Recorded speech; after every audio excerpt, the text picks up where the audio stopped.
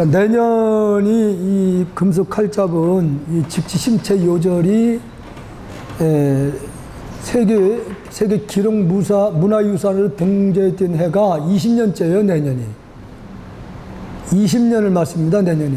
그래서 지금 다큐도 내일 이제 와서 찍기 시작할 건데, 내일서부터 찍고, 그래서 다른 이벤트도 뭔가를 좀 이렇게 좀 주위에서 권유를 하는 분도 있어요. 그래서 이제 동영상으로 한 20-30분 쉴게 동영상으로 찍은 걸 또 유튜브 같은 데 올려달라고 하는 분도 있고, 이제 그렇게 부탁하는 분들이 있긴 있는데, 지금 저는 직지 내용 부분도 불교를 바로 세우기 위해서는 어쩔 수 없이 좀 직지 내용도 알고 싶은 분도 있고, 또 하나는 환경 문제예요, 사실은 개인적으로는. 유일하게 지금 태양을 돌고 있는 수없이 많은 별 가운데 유일하게 그래도 생명체들이 꿈틀거리고 살고 있는 별이 지구란 말이에요. 유일하게. 그나마도 이 지구가 인간들의 너무 과욕한 그 욕망에 의해서 너무 지금 이 지구에 우리가 붙어 살고 있는 것이거든요. 너무나 파괴로 인해서 기후변화가 이제는 우리가 이 지구에서 붙어서 살 수 있는 그런 어떤 기후변화에 의해서 엄청난 요동을 칠 겁니다. 지금 전 세계에서 비가 오는 데는 엄청나게 쏟아지고 아주 안 온 데는 아주 안 옵니다. 이런 현상들이 지구의 기후변화로 인해서 지각변동을 일으키는 거예요. 지구가 큰 변화. 그러다가 지구가 태양하고 가까워질 수도 있고, 이게 굉장히 빠르게 돌고 있는데 지구의 균형이 깨져가지고서 태양하고 가까워지면 그냥 이 동식물들이 살아날 수가 없어요. 불덩어리로 변하는 거니까. 아니면 캐도가 바뀌어가지고 멀어지면은 얼음덩어리로 바뀌어요.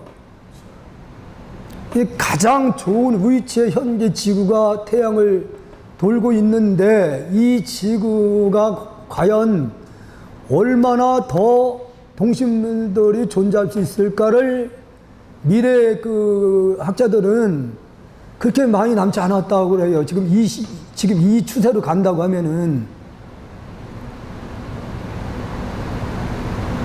그래서 이 지구를 어떻게 해서라도 더 이상의 파괴되고 무너지는 부분을 좀 늦출 수 있을까 하는 차원에서 이 직지 내용하고는 이 환경 문제하고는 제대로 연계만 되면 설명을 얼마든지 할 수가 있어요.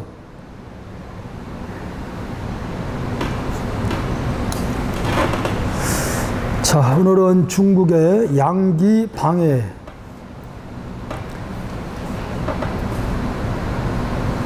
옛적에 양기희 선사가 자명하상을 빚고 늘 방장으로 찾아가서 가르침을 청하였다. 그러자 자명하상은 말하였다.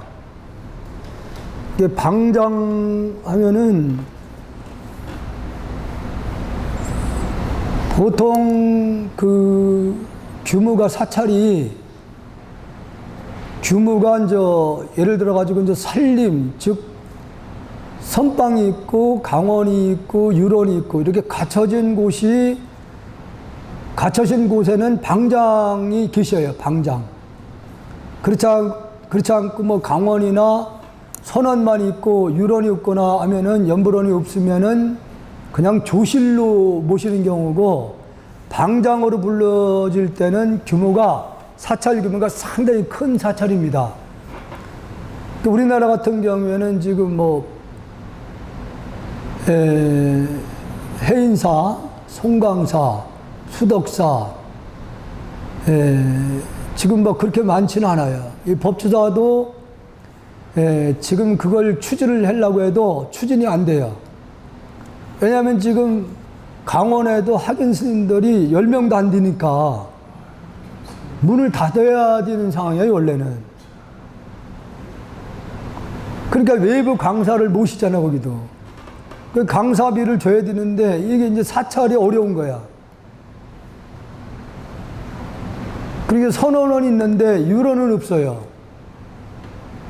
그래서 어떻게 해서라도 좀 제대로 좀 해보려고 하는데 이게 선거 때만 가면 깨져. 선거를 하면은 안 돼.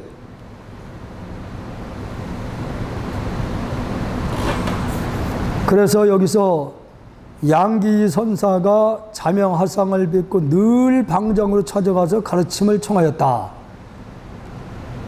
이제 자기 발전을 위해서는 이 질문하는 습관이 좀 필요해요. 그게 좀 필요한 거거든요. 이제 궁금한 부분이 있거나 이해가 안 되는 부분이 있으면은 자꾸 질문을 해야지 자기 발전이 있어요. 그대 스스로 깨달아라. 나는 그대보다 못하다. 이게 방장 스님이 양기라고 하는 분이 와서 가르침을 청하면은 얼마나 겸손하냐면은 깨닫는 것은 스스로 깨닫는 거다. 스스로 깨닫는 거예요. 깨닫는 일은. 이제 방법은 일러줄 수가 있어요. 길은 일러줄 수 있지만은 깨닫는 것은 스스로 깨닫는 거예요. 그래서 얼마나 겸손하면은, 그대 스스로 깨달아라. 나는 그대보다 못하다. 그대보다 못하다고 합니다. 얼마나 이 겸손한 말씀이에요. 이에 양기는 마음이 더욱 간절해져 갔다. 배우러 갔는데 오히려 방장스님 나는 너보다 못해. 이렇게 말을 하니까 공부를 하고자 하는 입장에서는 굉장히 그 부담이 되죠. 큰 비가 내리던 어느 날 양기가 자명하상을 모시고 가다가 좁은 길에서 자명하상을 붙잡고 말하였다. 비가 오는 날 아마 방선을 했잖아요. 생각이 들어요. 오늘도 저에게 말씀해 주지 않으신다면 저는 스님을 때리겠습니다.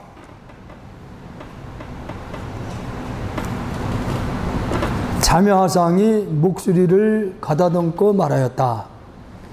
그대 스스로 깨달아라. 그대 스스로 깨달아라. 나는 그대보다 못하다. 양기는 이 말을 듣는 순간 화련히 크게 깨달았다. 근데 이 방장스님이 왜 질문하는 분한테 나는 그대보다 못하다는 말을 왜 했을까요?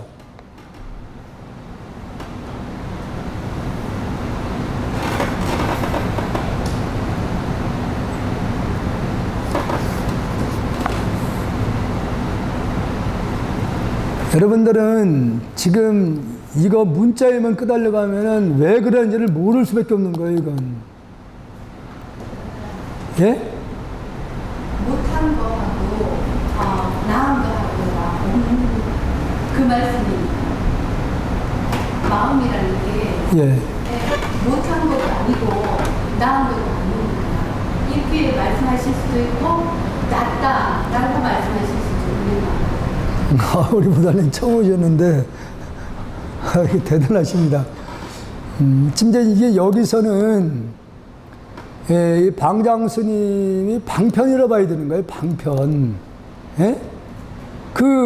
이 방장 스님 입장은 이미 와서 깨달으면 이런 분이잖아요. 그러면 간절하게 배우고자 하는 분에게 뭔가를 간절하게 유도를 해야 돼. 그렇잖아요. 모른다고 그냥 배우려고 하는 입장에서는 스승으로 모시고 배우려고 하는데 나 너보다 못해. 그렇게 말을 하면 배우는 입장에서는 어떻게 돼요? 더 간절하게 되는 거예요. 근데 이것은 방편으로 배우고자 하는 그 간절한 사람에게 더 집중할 수 있도록 집중을 유도를 하는 하나의 방편인 거예요. 그러니까 이 중국의 조사 스님들, 특히 조주 스님 같은 경우에 이 공안을 상당히 조주 스님 때문에 많이 만들어졌다고 봐야 되는 건데, 그러면은 조주 스님이 그냥 누구 와서 대중들이 와서 스님들이 오면은 인사를 이렇게 삼배를 올릴 거 아니에요. 그러면 차나 마시고 하라 한단 말이에요. 그러면 그 공부를 뭔가 좀 배우고서 온 사람한테 차도 이렇게 따라주면서 차나 마시고 가라 하면 되는데 차도 안 따라주고서는 차 마시고 가라 그런단 말이에요. 그러면은 이 배우고자 하는 입장에서는 조주 스님은 이미 그때 당시에 중국에서는 제2의 석가 부처라고 불릴 정도의 큰 어른인 스님이 그 말을 하니까 의심이 생기는 거예요. 차도 안 떨어지고 왜 차를 마시라고 그랬을까? 그 의심이 생겨 안 생겨요? 그게 바로 마음을 집중시켜 주기 위한 하나의 방편인 거예요. 이게요. 여기서 괜히 문자만 보고 문자에 이게 무슨 뜻이 있는 거예요? 왜 그랬을까? 이게 절대 이거 답이 안 나오는 부분이거든요, 이게. 그 방편이라고 하는 것이 이게 아무나 쓸 수 있는 게 아니라 상대에 대한 긍기를 볼 수 있을 정도의 해안이 열렸을 때 그 상대방에 맞는 의심을 유도시켜주는 거예요. 그게 방편이에요. 그러니까 깨달음에 이루는 것은 네 스스로 깨달으라고 처음 얘기를 했을 때에 그러니까 깨닫는 것은 아무리 좋은 방법을 일러줘도 본인이 간절하게 깨닫고자 하는 마음이 없으면 못 깨닫는 거예요. 안 되는 거거든, 이게. 근데 이 사람은, 양기라는 사람은 그 스승한테 뭔가를 좀 깨달음을 얻고자 그 간절함이 지극했던 거예요. 다시 이제 용담 숭신. 이게 이 용담 스님에 대한 일화가 작년에인가 저작년에 보니까 영화로도 일부 이렇게 한번 나왔더라고요. 용담 스님하고 이제 덕산 스님에 대한 일화가 굉장히 유명한 일화가 여기서 나와요. 그 용담 스님은 선승이고 덕산 스님이라는 분은 학생이에요. 학자예요, 학자. 아주 금강경을 통달하신 분이야, 덕산 스님이라는 분이. 그러니까 이때 우리나라도 그 서산 스님 때에도 수자 스님들하고 교학 스님들하고 논쟁이 심했어요. 그러니까 선을 하시는 스님들은 경을 안 보고 오직 마음만 잡기 위한 일념으로 수행만 하고 있거든요. 경을 안 보니까 그 학인 입장에서는 무식하다고 그러는 거예요. 무식하다고. 선승들을 상대로 이 학인 스님들이 이제 무식하다고 얘기를 이제 하니까 그 선선등 입장에서는 달을 가리켰는데 왜 달을 안 보고 손가락만 보고 떠드냐 이지. 반대로 그렇게 해서 이제 논쟁이 생기는 거예요. 직지가 이거거든요, 바로. 직지를 부처님께서 너희들 마음을 이렇게 가리킨 것을 비유를 부처님께서 달을 가리킨 걸로 다 비유로 설명을 하고 있어요, 달. 달을 가리킨 것은 우리 본래 심체 자리를 가리킨 거거든요. 그걸 가리켰으면은,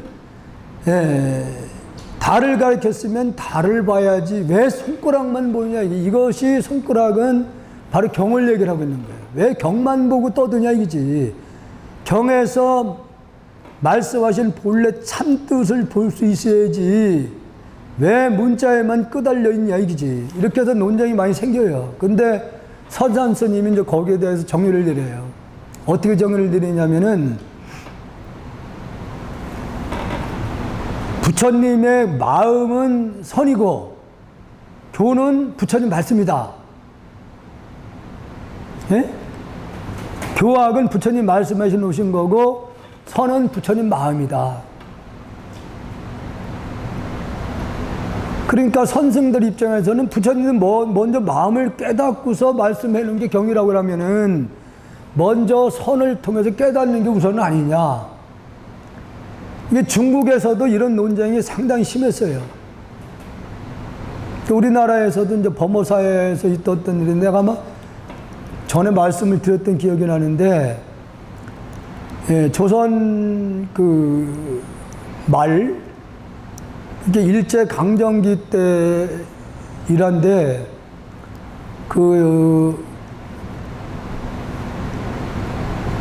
그때 이제 망공 스님, 예, 경호 스님 상자가 3분이 있었어요. 3분이. 3분이 있었는데, 이 3분들이 그때 당시에는 워낙 경호 스님이 신출한 그런 선생이다 보니까, 망공 스님은 우리나라 중심을, 중부 쪽을 자리를 잡았고, 그리고 갑자기 본명이 생각 안 나네. 예? 해암 스님 말고, 해월 스님은, 예? 예, 해월 스님은 조금 공부를 좀, 학문을 좀 배웠어요. 글씨를 좀 알아. 그래도 도인이에요. 그래서 경호 스님이 그때 일제강점기 때에 나라를 어떻게 보면, 합방이 되면서 일본으로 귀속이 되다시피 된 거죠. 그래서 경호 스님이 너무 거기에 대한 진짜 그 분한 마음도 막 일어나고 나라 잃었다는 생각에 대한민국을 떠나자. 그래서 북쪽으로 올라가서 그게 어디로 가서 어떻게 생활하는지 하기는 안 돼 있어요. 어떻게 돌아가시는지 몰라.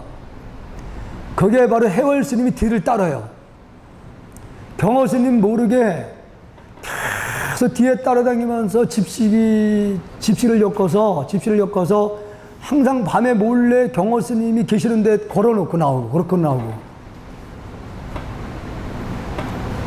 근데 그때에, 그 상자 한 분이 해 누군데 갑자기 본명이 생각 안 나는데, 그 스님은 경상도 그쪽으로 이제 내려가는 거예요.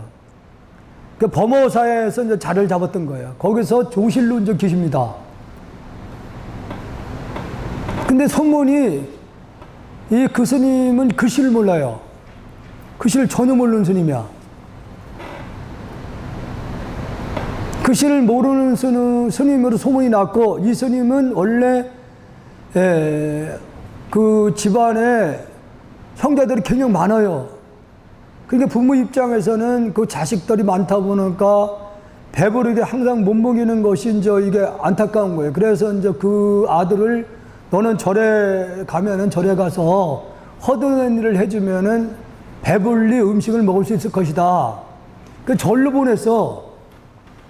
절로 보내가지고 지금의 천장사, 충남, 거기 절에 있으면서 어떤 일을 했냐면은 허드렛이라는 거예요. 장작, 나무를 해가지고 와서 그거 쪼개고 이런 일을 이제 하게 되는데, 그때의 그 지금의 경호 스님의 친형입니다. 친형이 거기 주지로 계실 때야. 그러니까 그 비록 절에 와서 허든 일을 이렇게 하지만은, 그래도 이 신앙심이 있어요. 항상 매일같이 법당에 들어가 시간이 있으면 절도 하고. 근데 어느 날 경호 스님이 이제 대종법문을 거기서 시작을 하는데, 그 소문이 나가지고 엄청난 대중들이 그 절에 몰립니다. 거기서 법문을 하는데 나무를 아침 일찍 가서 해가지고 와서 그걸 들으려고 하는 거예요. 가만히 이게 듣기는 하잖아요. 그래서 기쁘들은 모르는데 마음에서 막 요동을 치는 거야. 그냥 자기도 어떻게 저 수행을 어떻게 해서 도인이 되고 싶은 욕망이 막 일어나는 거야. 그래 법회가 다 끝나고 공양을 하실 때 공양을 준비를 해서 방으로 이렇게 경호 스님 계신데 차려주고 난 다음에 무릎 꿇고, 저는 글씨도 모르고 배운 것도 없고 저도 꼭 도를 깨치고 싶습니다. 글씨를 모르는데 어떻게 해야만 전 도를 깨칠 수 있습니까? 그러니까, 그래 글씨를 모르느냐? 그러니까 전혀 모른다. 그러니까 그러면은 거기 그러니까 부전이죠, 부전을 불려 들어가지고 이 글씨 모른다니까 신무장구 대다라리를 한 소절 한 소절을 이을 수 있게끔 해줘라. 이 지시를 드려요. 그러니까 그분이 저도 그럼 이걸 이으면은 열심히 이으면은 돌을 깨칠 수 있겠습니까? 그러니까 깨칠 수 있지.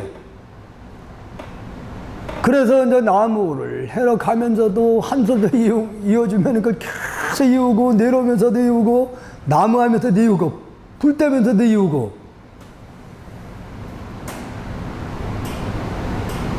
근데 어느 날 부엌에 40바지를 이제 올려야 되는데 부엌에선 밥을 안 치고서 계속 나무를 이렇게 집어넣고 어느 정도 되면 불을 더 이상 떼지 말아야 되는데 부전스님이 목탁을 치는데 계속 밥탄내가 나는 거예요. 밥탄내가. 공양이 올라올 시간이 됐는데 올라오질 않아요. 올라오질 않아요, 공양이. 그래서 이상해져가지고 부전스님 목탁을 내려놓고 후원죄로 막 달려가니까 깜짝 놀라는 일이 벌어진 거예요. 밥이 그렇게 타는데도 그 솥에다 계속 장작을 옆에 있는 걸 집어넣고 있는 거야. 가만히 보니까 산매에 빠진 거예요. 신묘장구 대다리를 이으면서 산매에 빠져버린 거예요. 그래서 그 길로 주지스님 불러가지고 얘기를 하니까 앞으로는 이 나무도 하지 말고 후원해서 밥 짓는 일도 하지 말고 방을 하나 줄 테니까 방 안에서 이 신묘장구 대다리만 이어라. 그래서 확철대오를 합니다. 신묘장구 대다리만 통해서. 확철대오를 하고 나니까 그때 당시에만 해도 돌을 깨친 분이 없다 보니까 범어사에서 조실 스님으로 모신 거야. 조실 스님으로. 그 강원에 그 강사스님도 있고 학인들도 옛날에는요. 우리 때 내가 출가할 당시만 해도 법시사 같은 경우도 막 강원에 100명이 넘었어. 스님들이. 지금이야 뭐 10명도 안 되지만 그때는 그 귤도 굉장히 엄격했습니다. 빠따 소리가 저녁마다 땅땅 옛날 군대처럼 장작개비로다가 심했습니다. 그게. 지금은 뭐 균열 잡는다고 어쩌면 다 도망거리니까 상전처럼 모셔야 돼. 지금은 다 도망가니까. 근데 어느 날 그 강주 스님이 학연 스님을 가리키는 강주 스님이 이 양반이 진짜 돌을 깨친 건지 안 깨친 건지 이건 이제 실험을 좀 하고 싶었던 거예요. 예. 무식한 글씨는 모르는 분을 알려줬으니까. 근데 어떻게 돌을 깨쳤냐 이거지. 그래서 이제 대중들이 대종공사를 하는 거예요. 큰 방에서 뺑 놀러 앉아가지고 우리 큰 스님 모시고 한번 테스트를 해보자. 가만히 보는 이미 이제 큰 스님은 알고 있어요. 이놈들이 나한테 어떻게 하려고 하는 거. 예. 그러니까 그 강주 스님이 경구를 하나를 한문으로 이렇게 자기가 하고서 이게 무슨 뜻인지 한번 읽어보십시오. 그러니까 나는 한문 모르니까 해석을 해서 얘기해라. 해석을 해서 하라. 나는 한문을 모르는 사람이다. 나는 글 공부를 안 했으니까 모르는 건 당연한 거 아니냐.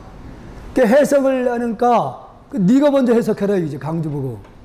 네가 먼저 해석을 해보라니까 강주 스님 일부러 해석을 틀리게 해버렸어요. 그렇게 틀렸다 이거. 그건 그렇게 해석하면 안 된다.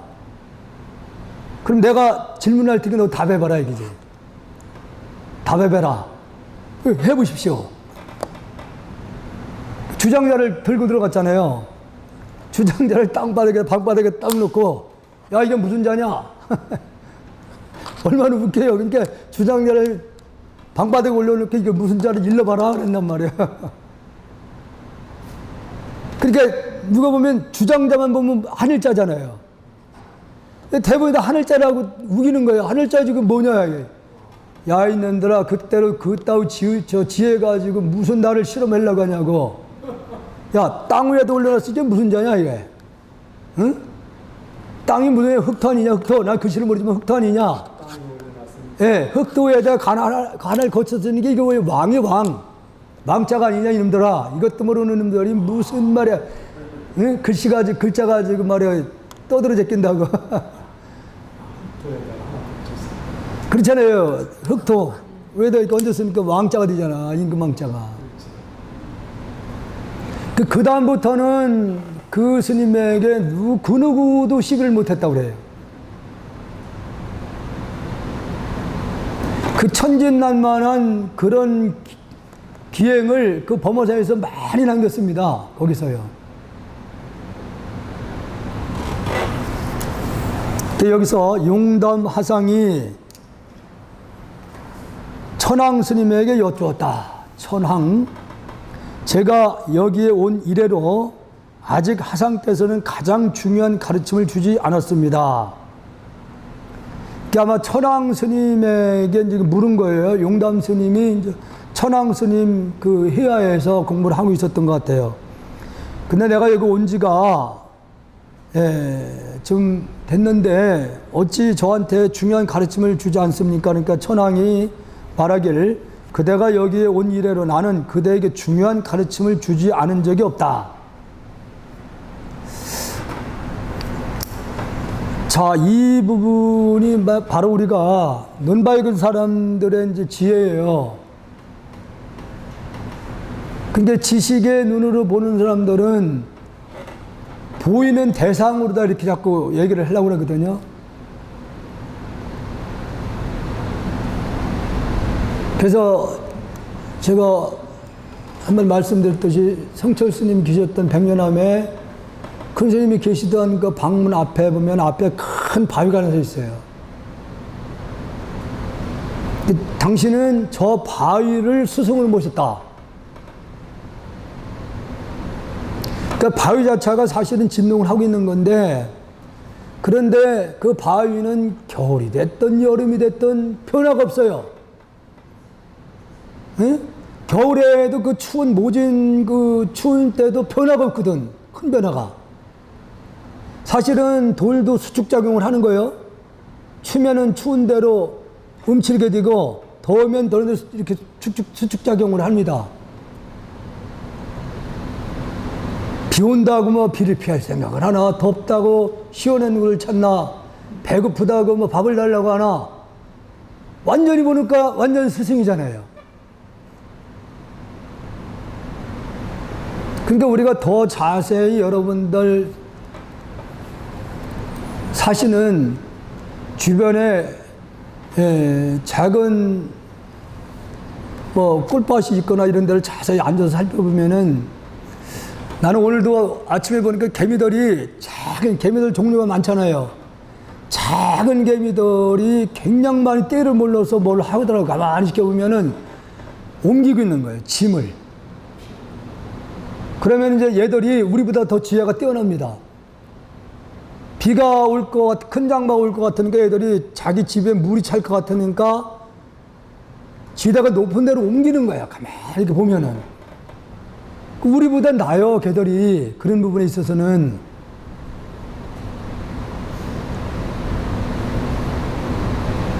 작은 돌이나 작은 우리 인간들이 관심 받지 못하는 작은 들꽃들도 자세히 관찰해 보면은 우리보다 나은 부분들이 크게 보여야 됩니다. 그래야지 사람이 변해요.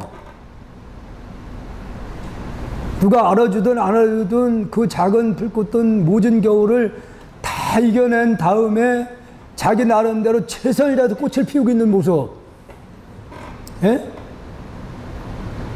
우리보다 낫잖아요.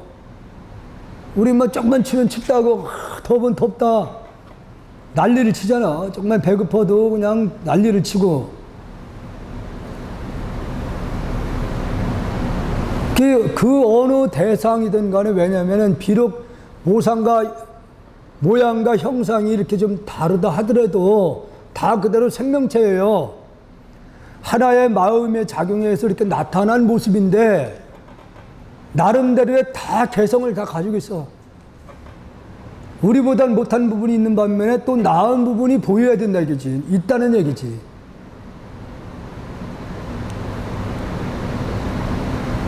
요즘은 내가 한 생명을, 내 생명을 한 1년 이상은 단축시켰다는 생각이 들어.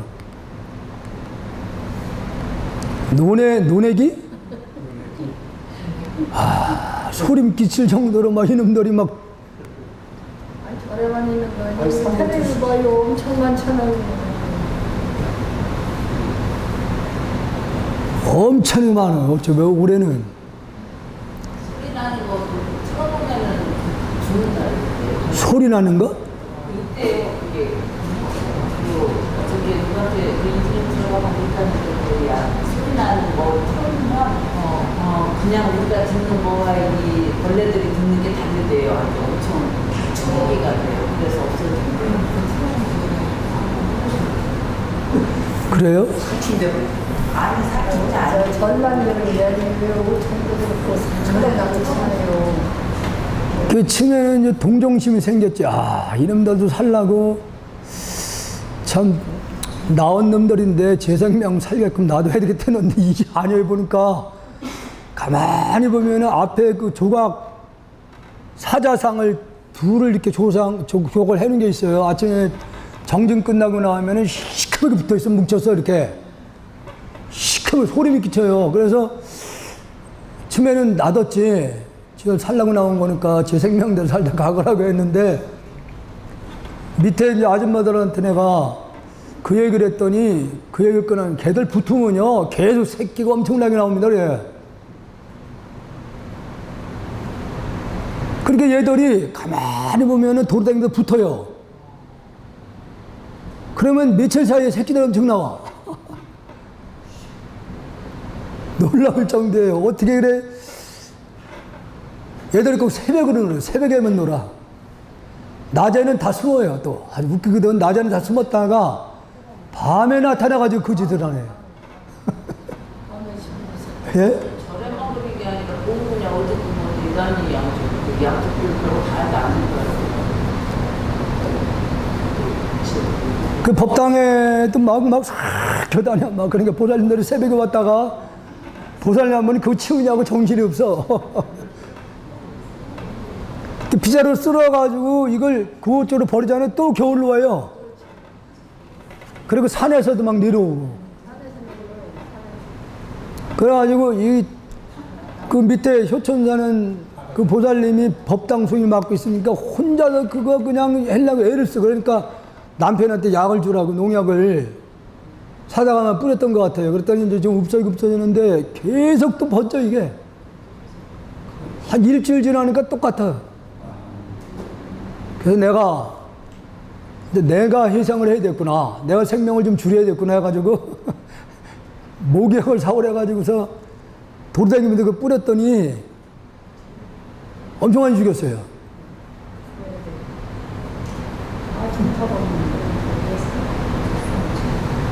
그래서 한 1년 이상은 내 생명을 줄였구나. 얘들이 더 살아야 될 생명을 내가 뺏었으니까.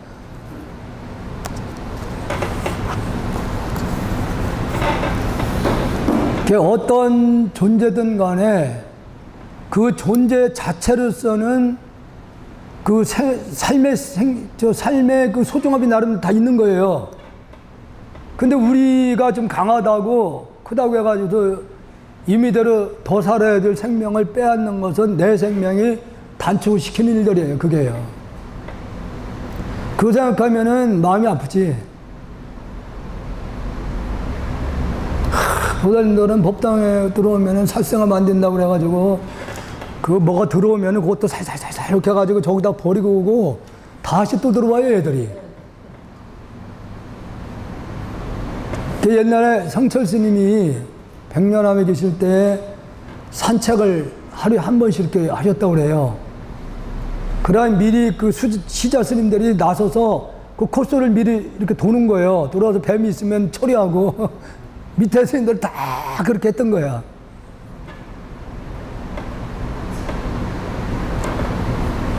그래서 요즘 보살님들을 스승으로 모셔야 되기 때문에 내가 이제 희생을 해야지 어떻게.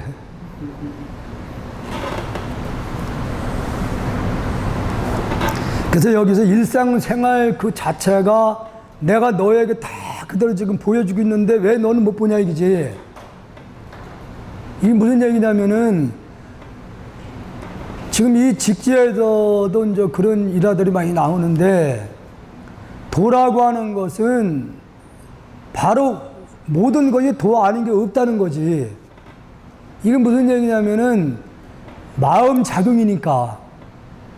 마음 작용이기 때문에 그 어느 것도 도 아닌 게 없다 이렇게 얘기하는 거예요. 다시 말씀드리면은 그 어떤 것도 마음 아닌 게 없다.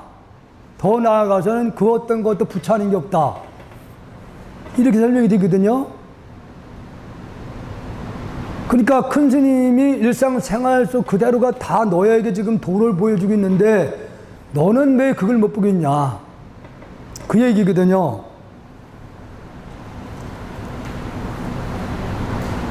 어느 부분이 저에게 중요한 가르침을 주신 것입니까?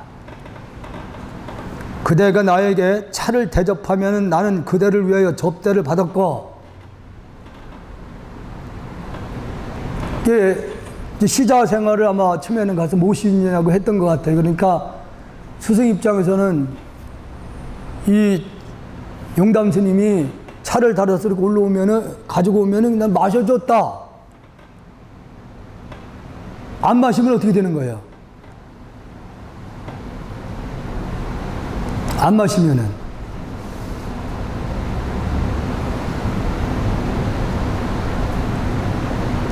안 마시면은 이 시자의 마음을 불편하게 한다는 거지.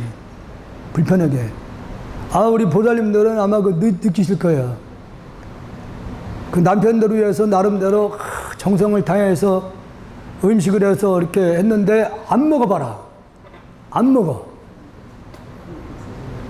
이 입맛이 떨어졌나? 처음에는 고민하다가 또 해줬는데 안 먹자. 안 먹으면은 이상하다. 이 사람이 완전 변했나? 이렇게 다 나중에는 이 인간이 해줘 말어. 우리 그 후원보살님이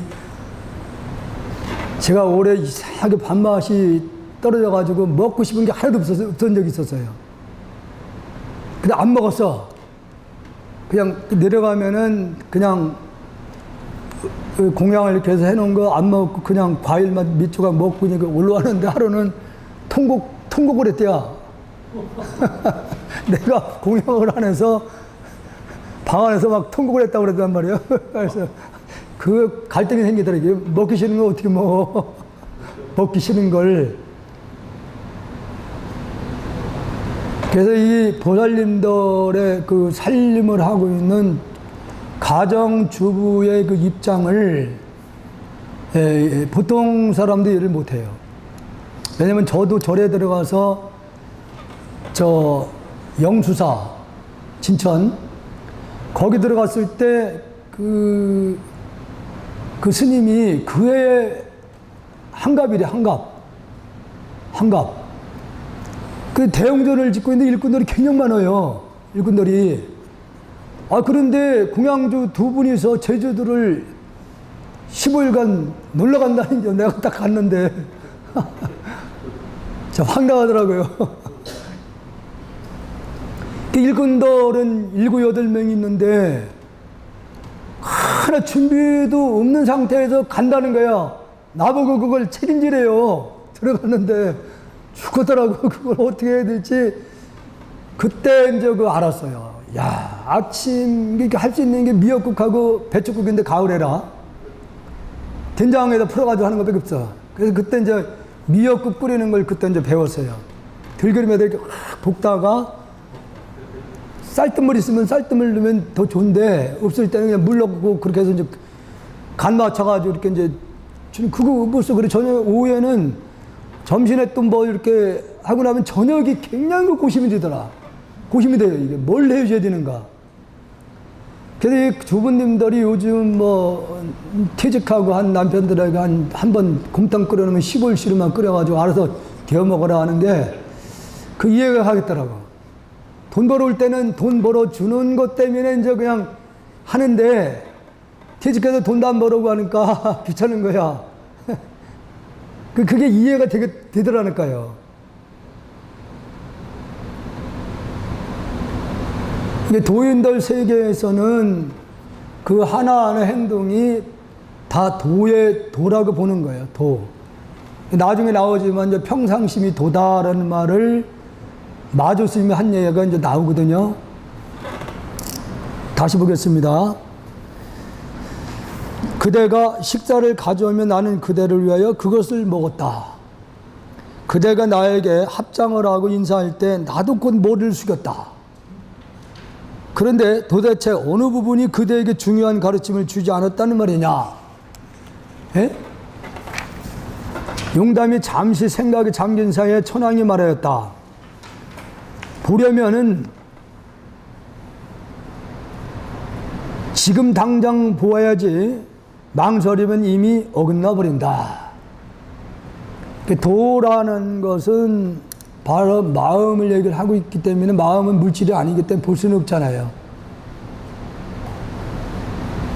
바로 그 마음을 네 마음의 마음을 봐라 이거지. 그 마음을 봐라. 네가 차다 달아주는 것도 네 마음의 산 거고 내가 먹어준 것도 내 마음의 한 거다. 식사를 해다가 주는 것도 네 마음의 산 거고 내가 먹어준 것도 내 마음에서 먹어줬다. 이게 그 얘기예요. 이게 다 마음이 한 거니까 그 마음을 지금 바로 봐라 이게요. 봐라. 다 마음이 하는 거니까 보려면 지금 당장 보야지 망설이면 이미 어긋나 버린다. 용담은 이 말을 듣는 순간 크게 깨달았다. 이에 다시 여쭈었다. 어떻게 보임해야 합니까? 이 부분이 지금 굉장히 중요한 부분이에요. 우리나라 근대 고승들은 견성 성불이라고 자꾸 이제 얘기를 하다 보니까 견성한 게 성불이야. 지금 이게 견성인 거예요. 이 상태가. 성품 본 거거든요. 깨달았다고 하는 거. 자기 본래 심체, 생각에 일으키기 전에 그 자리를 딱 본 거예요. 그러면은 질문이, 그럼 그 자리를 내가 지금 체험을 했는데 그 자리를 어떻게 잘 지켜야 됩니까? 이제 그 얘기거든요.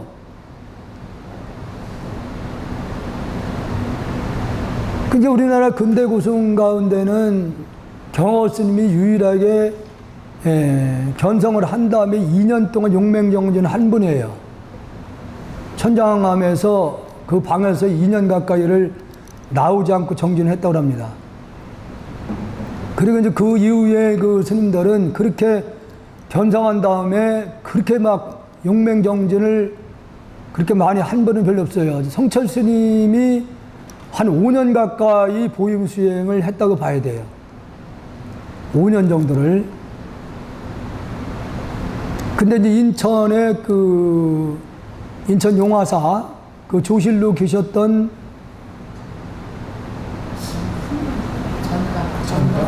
정강 스님은 보임을 안 했어요. 안 했다가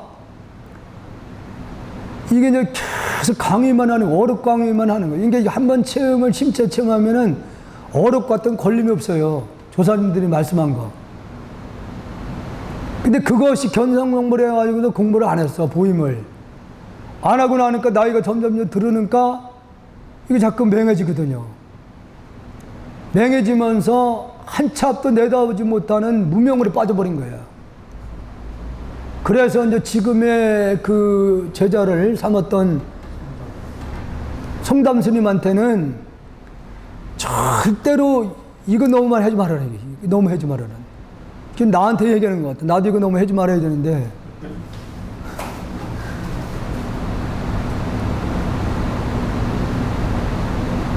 그래서 지금의 성담 스님은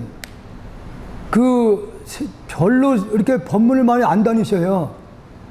그 스승의 유언에 따라서 지금 대전에 한 비구니 스님에 이렇게 계시는데 움직이질 않아요. 결제 해제체만 딱 나타나면은 당신은 그냥 여러분들 정진하는데 그동안 후원해서 애를 쓰시고 우리 보살님들의 시주물로 인해서 여러분들이 편안하게 정진했다. 그러니까 그분들에도 큰 감사의 박수를 쳐라. 그러고 난 다음에 옛날에 정강진이 법문한 테이프를 틀어주거든요. 안 해요. 그 얼마나 멋있어. 맹해진다는 거예요. 보임을 안 하면은. 예. 그래서 여기서 어떻게 보임해야 합니까? 어떻게 깨달은 후에 어떻게 그 마음자를 지켜야 됩니까? 천황이 대답하였다. 성품대로 논일고 인연에 따라서 비워두어라. 범부의 마음을 다하기만 한다면 따로 성현의 견해는 필요 없다. 그 성품대로 마음이 가는 대로 그냥 논일이라고 했는데 인연에 따라서 비워두라는, 집착하지 말아라. 어떤 거에도 집착하지 말아라. 그 얘기예요. 집착하지. 이게 굉장히 중요한 부분이거든요. 범부의 마음을 다하기만 한다면 따로 성현의 견해는 필요 없다. 사실은 범부와 성현의 세계는 범부라 가지고 성현의 세계라 가지고 마음 바탕자리가 다른 건 아니에요. 다르지는 않습니다. 다만 그 본래 심처 자리를 바로 본 사람과 보지 못한 그 차이만 있는 거지 성품 그 자체는 조금도 변함은 없습니다. 지금 여기에서는 이 뒤에 덕산 스님 일화에서 이게 나오는 것 같은데, 용담 스님이 이렇게 해서 돌을 깨친 다음에 계속 보임을 합니다. 보임을.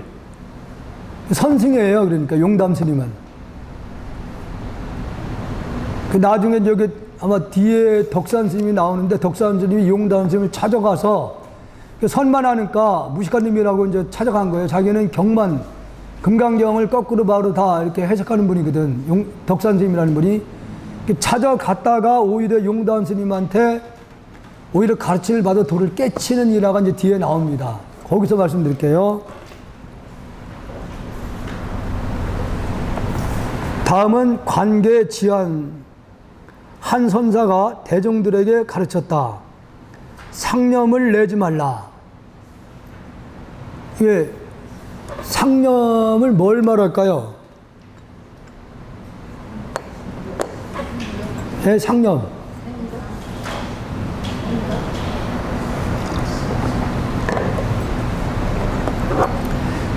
그렇죠. 분별을 하지 말라는 얘기죠. 분별을. 그래서 우리가 공부하는 분들에게 강조하는 부분들이 너무 입문자로 지식을 많이 알고 있는 사람들이 상념이 많아요. 왜 많으냐면은 어떤 말을 딱 끄집어내면은 생각을 하는 거예요. 아, 이 스님은 이렇게 얘기를 했고 저 스님은 또 이렇게 얘기를 했고 얘가 다 틀리거든요. 학자들 얘기는 똑같은 어떤 문장을 놓고도 그 설명하는 게 다 틀려요.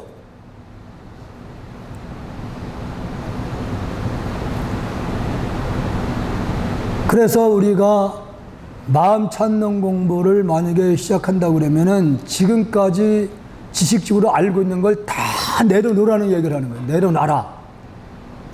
그렇지 않고 지식이 있게 되면 그걸로 자꾸 분별을 하게 돼요. 상념을 하게 된다, 이거지.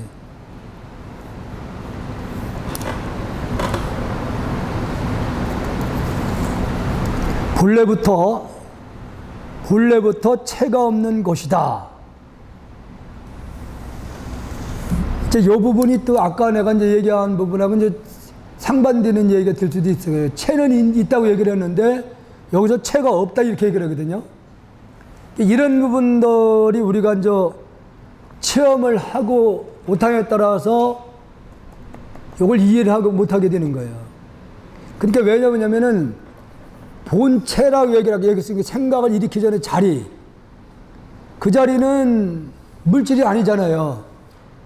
물질이 아니기 때문에 있다고 하면은 뭔가라도 알맹이라도 있을 때 있는 거고, 없다고 했으면 아주 없어야 되는데 그 본래 체 그 자리는 있다 없다 할 수가 없는 자리라 얘기죠. 있다 없다 이렇게 할 수 없다는 자리예요. 그렇기 때문에 여기서 체가 없는 것이다 이렇게 얘기를 했어요. 체라고 하는 것이 따로 없다 그 얘기예요. 그러니까 근본 자체가 없는 게 아니라 체라고 할 수 있는 것이 따로 있는 게 아니다 그 얘기예요. 그렇게 아셔야 됩니다 이거요. 근데 이걸 잘못 이해를 하면은 체가 있다고 하는데 왜 없다고 하냐 이거지. 체라고 할 수 있는 것이 없다. 이 말은 여러분들이 그동안 내가 재범부화를 설명을 수차할 때 물질과 정신작용은 그 어떤 것도 있다고 할 수 있는 건 아무것도 없다는 얘기예요. 그러나 아주 없는 건 아니다. 체는 있어.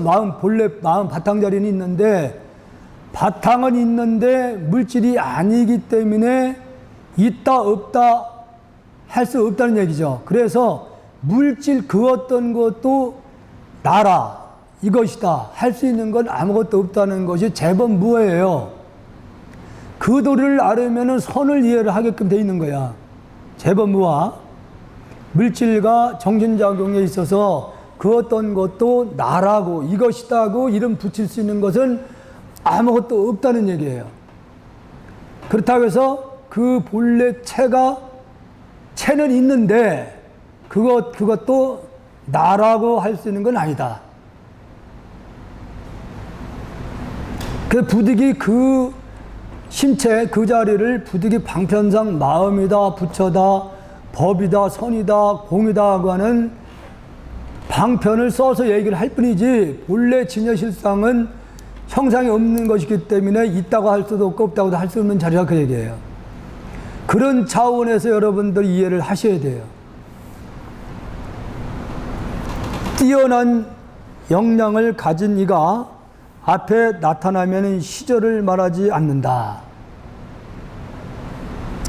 뛰어난 역량을 가진 이가, 이 무슨 뛰어난 역량이라는 게 이미 과거의 숙기, 과거에 수행을 많이 하신 상근기 사람들, 공부를 많이 하신 분들. 지금 우리 보살님이 처음 오셨는데 상당히 좀 이해하는 게 그냥 빠른 것 같아요. 그냥 빠르신 것 같아요. 다른 데 공부를 하셨습니까? 안 하셨어요? 그냥 이해를 그냥 빨리 하신다는 얘기는 전생에도 공부를 했다는 얘기 되는 거예요.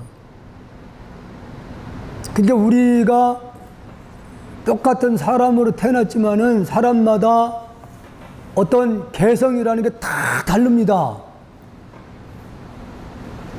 어느 한 사람이 모든 분야에 다 잘하는 사람은 없어요. 그게 무슨 얘기냐면 어떤 분야에 타고난 능력을 이렇게 가지고 있다는 얘기는 전생에 그걸 했다는 얘기예요. 그 일을 했다는 사람이라는 얘기지.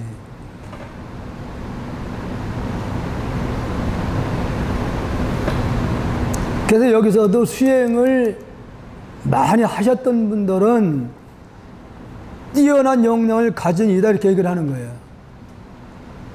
앞에 나타나면은 시절을 말하지 않는다.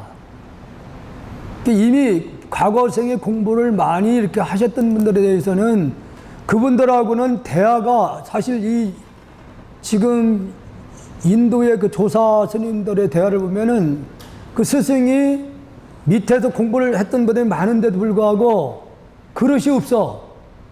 그릇이 없으니까 다른 데를 다니면서 제자를 법을 이일만한 사람을 찾으러 다닙니다. 그러면 거기서 이미 이 스승 입장에서 자기 제자를 삼을 만한 제자를 찾으러 다니다가 보면 뭔가 틀려요. 서기가 광진다던가 어떤 상스러운 기운이 그 뻗치는 걸 일반인은 못 보는데 그 스승은 그걸 봐요. 그럼 틀림없이 거기 가면 그 집에 법을 이을 만한 제자가 거기 있어요. 대화를 하면 이 벌써 이만 시공을 초월한 얘기를 하고 있거든요.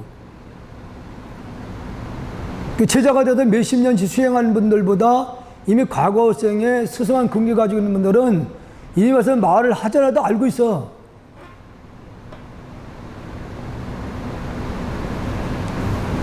제자량은 아니지만은 그 전에 저도 나름대로 이제 체험을 한 다음에 그 도인 스님을 공주에 계신 데라 가지고 이제 그 스님을 만나서 몇 번 대화를 이렇게 하면서 그 얘기를 하더라고요. 우리는 전생에 여러 번 체험을 했던 사람들이다. 응? 이렇게 금생에 한 번에 이렇게 해가지고서 눈이 열리는 게 아니라 과거생에도 여러 번 눈을 뜨고 하면서 계속 더 멀리 본다는 거예요. 더 멀리. 그 내가 저번에 집지에서 설명을 하면서 산을 비유를 들어 설명한 게 있잖아요.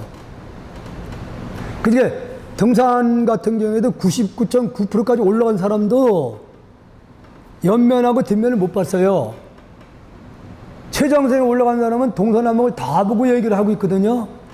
근데 99.9%까지 올라간 사람은 뒷면도 못 봤고 옆면을 못 봤기 때문에 자기가 본 세계 더 멀리는 앞면을 그 얘기밖에 못 하는 거야.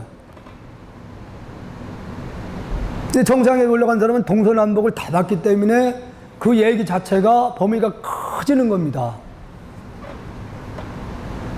그러니까 우리는 정진을 할 때에 무수의 뿔처럼 홀로 가라는 말 항상 염두에 두십시오. 누가 보든 안 보든 내 길은 내가 가야 되는 거기 때문에 가다 보면 언젠가는 목적지에 도달할 것이다 하는 믿음을 갖고 해야 돼요. 10분 하면 10분 한 만큼 나가는 거예요, 앞으로.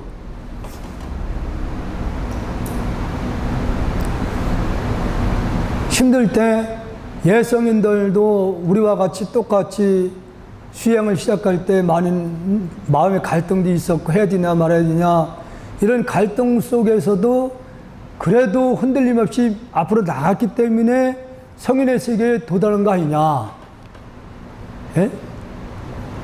그분들도 우리와 똑같은 그런 어떤 경계가 있었을 거란 말이에요. 그렇게 해서 올라간 세계가 소중한 거예요. 그래서 힘들게 몸뚱아리라는 것은 자꾸 편하고 쉬운 것만 자꾸 찾거든, 육신이라는 것은. 근데 몸뚱아리에 끌려가다 보면은 계속 마음이 속고 말아. 또 속는 거예요, 몸뚱아리에. 썩 없어질 이 몸뚱아리한테. 계속 속고 말아. 그 사람 잘 생각해 보시오. 내가 얼마나 이 몸뚱아리에 속아서 살았는가. 조금만 졸리면 잘 되겠다고 해라 모르겠다.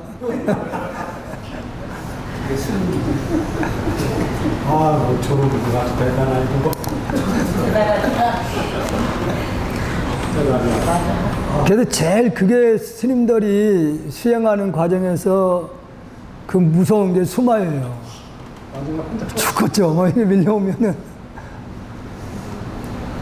그래서 이제 그런 그 수마를 물리치고 위한 방편으로 뭐 경허스님 같은 경우는 여기도 송곳을 턱에다 받치고 있었다 그러잖아요. 그러니까 이렇게 받치고 있으니까 조그만 턱한 피가 쏟아지는 거예요. 찔려가지고.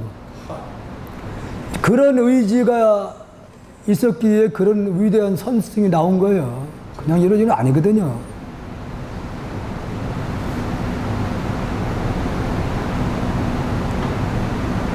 수행은 누구를 위해서가 아니라 자신이 현실에 대한 판단을 했으면은 지금까지 살아온 걸 되돌아보더라도 그 10대에서는 빨리 어른이 됐으면 했어. 막상 어른이 돼서 보니까 말짱 두루뭉이거든. 아무것도 아니거든. 그때 가서 이렇게 시작하려니 이게 뭐가 되나. 졸음만 꼬박꼬박 오지 안 되거든요. 조금이라도 젊었을 때 지금 힘을 받아놔야 되거든요.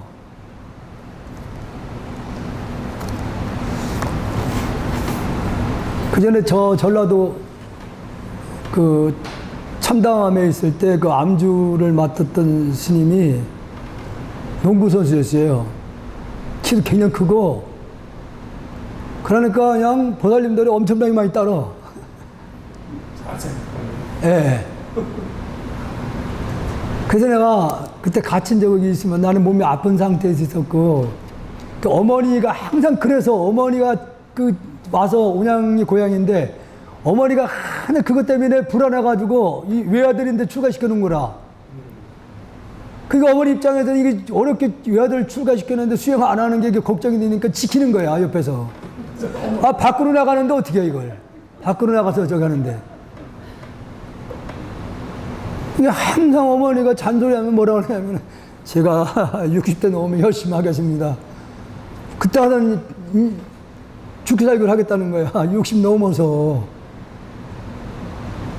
그래 뭐가 돼? 안 돼요. 절대 젊어서 힘을 받아놔야지 그 힘을 바탕으로 해서 밀고 쭉 나가는 거지. 나이 들으면 앉아있는 것 자체가 힘들어요.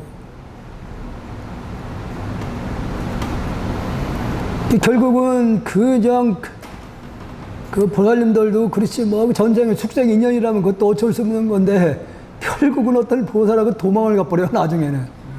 예. 그게 우리 원신 같은 분도 수행을 하면은 곤란하지 수행하기가. 힘들 일이 없습니다. 그래서 나는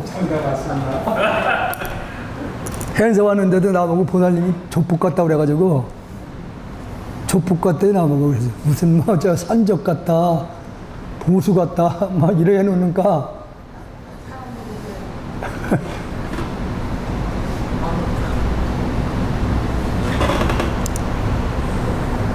그래도 해안사 오기 전에는 그 인상이 좋다 소리를 들었는데 해안사 와가지고 완전히 뭐 족복 소리 듣고 폭력배 같다 깡패 같다 이런 소리를 듣게 됐는데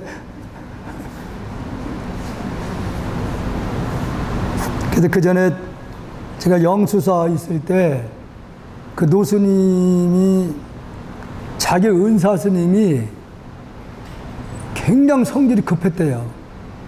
성질이 하도 급해가지고 그 스승이 니님은 출가를 하기는 잘했는데 내가 제대로 수행자가 되려는 모르겠다.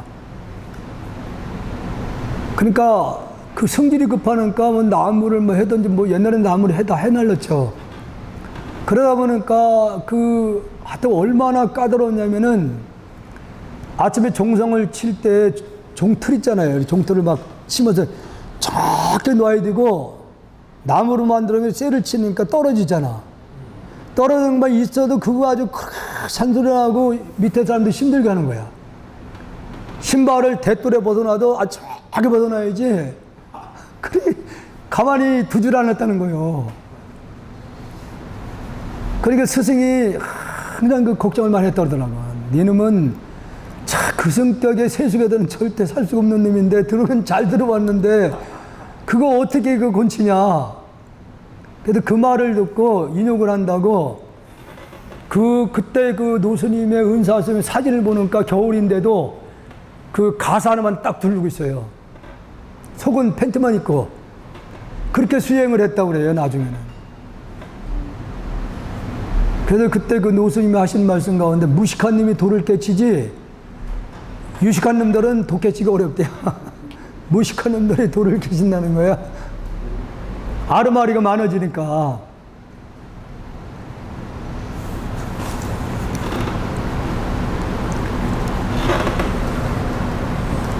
그 임중할 무렵에 시자에게 물었다. 앉아서 입착한 자가 누구인가? 시자는 대답하였다. 승가 스님입니다. 서서 입착한 자는 누구인가? 승이 스님입니다. 이에 선사는 사방으로 7걸음씩 걸은 뒤 손을 들이운 채 열반에 들었다. 갈 때 이렇게 가야 되는데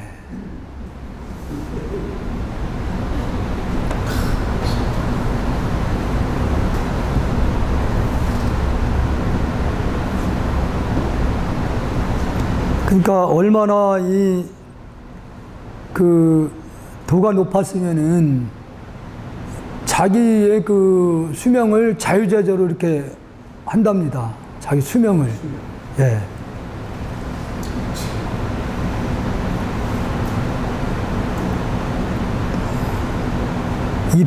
앉아서 입적한 자가 누구인가? 승가 스님입니다. 아마 승가라는 스님이 자탈인명을 했던 분이 있었던 것 같아요. 그러면은 서서 입착한 자는 누구냐? 서서 입착한 사람은 승이 스님입니다. 아마 승자 돌리는 것 같아요, 스님들이. 그래 그 말을 듣고 이 선사는 사방 7걸음을 걸은 뒤 손을 들이운 채, 뒤로 들어온 채 열반에 들었다. 걸어다니다가 죽었어. 걸어다니다가. 예, 앉아서 죽고 서서 죽는데 나는 걸어다니다 죽겠다. 그 얘기거든요. 그럼 여기서 7걸음을 걸었다. 7걸음은 뭘 의미해요? 7걸음, 예? 또 윤회를 벗어난 거.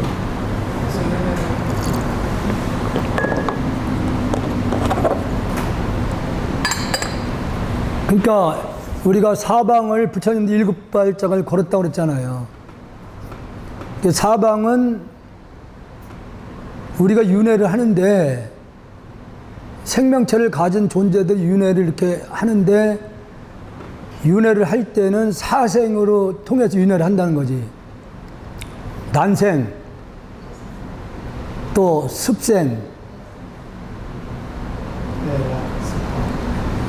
또 하생, 또 뭐가 있어요? 하에서, 이 하에서는 보통 천상세계 가는 것도 하에서 가고 영가세계 머무는 것도 하에서나 가는 세계인데 극락도 마찬가지예요. 그러니까 사생을 동서남북을 4발짝을 4곳을 왔다 갔다 이렇게 하신 다음에 가운데서 땅 가리키고 하늘 가리키고 했다는 그 얘기는 뭘 의미하냐면은 이미 석가모니 부처님은 이미 모든 시공을 초월한 경계를 그렇게 표현한 거예요.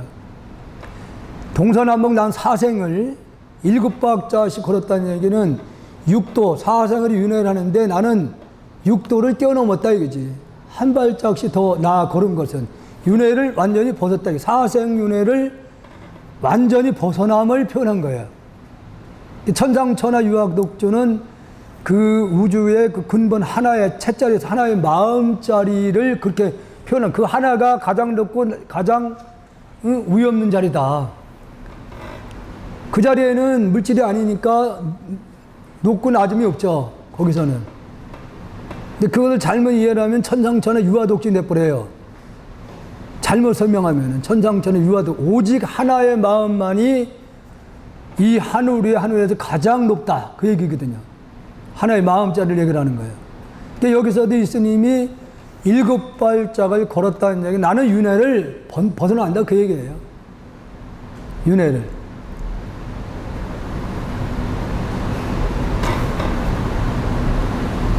대부분이 이렇게 선호록을 하시는 강의라는 스님들이 제일 걱정되는 게 이런 얘기를 하면서 자기 자신은 생사도 마음대로 못하면서 혼자 떠들고 있었던 거죠.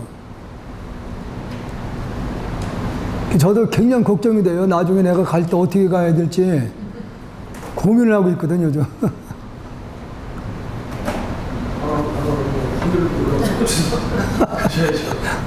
그래서 요즘 고민을 내가 많이 하고 있다니까. 왜냐하면 이게 착각하는 게 경허스님도 그래서 강원에 그 강사를 좀 했었거든요. 어린 나이에. 그 경을 강을 하면서는 자기가 완전히 해탈했다고 생각을 했어요.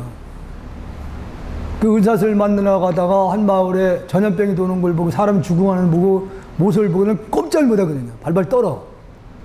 지금까지 내가 알고 이름을 알고 있었다는 얘기죠. 그래서 거기서 다시 지금의 동학사로 들어가가지고 문 다 강원 학인들 다 내쫓고 너희들 갈 때 가라고 하고서 자기는 자기 방 문안을 밑에 구멍 안에 딱 내놓고 밥 한 끼만 넣어주고 방문 앞에 큰 열십자로다가 때려 박아라 못으로. 나는 여기 절대로 깨치기 전에는 밖에 안 나간다. 사람은 살아가면서 어떤 자극이 필요해요. 필요하기는. 새로운 변화가 있기 위해서는 그런 자극적인 어떤 일들이 우리는 필요한 거예요. 이게 육신이 편하고 물질적으로 여유가 있는 사람들은 이런 공부를 하고 하는 생각이 없어요. 절대로. 지금 만족한데? 자, 오늘 여기까지 하겠습니다.